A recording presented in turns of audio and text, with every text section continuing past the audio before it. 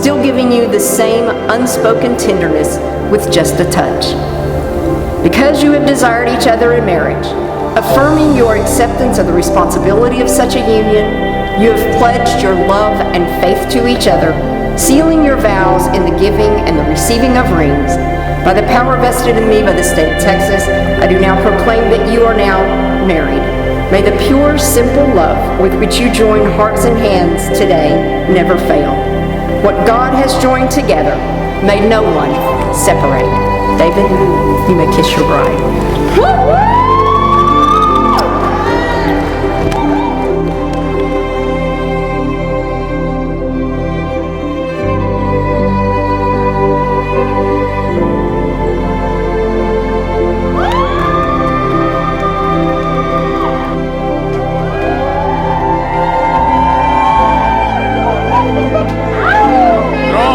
Pronto.